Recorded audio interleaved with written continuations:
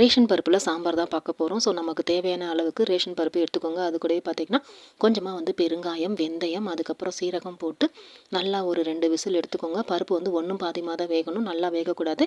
வெந்துச்சுன்னா கொல கொலன்னு இருக்கும், சாம்பார் நல்லாவே இருக்காது. ஸோ இந்த பாயிண்ட் வந்து ரொம்ப ரொம்ப முக்கியம்.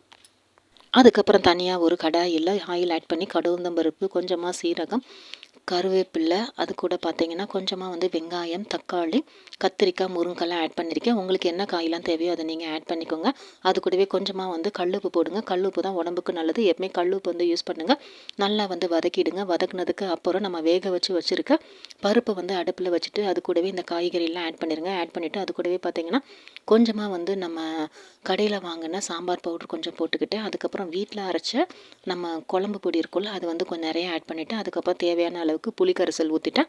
அதுக்கப்புறம் தண்ணியை ஆட் பண்ணிவிட்டு கொஞ்சமாக வந்து கொத்தமல்லி போட்டு அடுப்பில் 2 விசில் வச்சு எடுத்துட்டேன். அவ்வளோதான், நம்ம வீட்டில் சாம்பார் வந்து ரெடி ஆயிடுச்சு. கடைசியாக வந்து கொஞ்சமாக கொத்தமல்லி போட்டு இறக்கிட்டிங்கன்னா கம கம சூப்பராக இருக்கும். இந்த சாம்பார் ட்ரை பண்ணிவிட்டு எப்படி இருந்துச்சுன்னு மறக்காமல் என் கூட கமெண்ட் செக்ஷனில் ஷேர் பண்ணுங்கள்.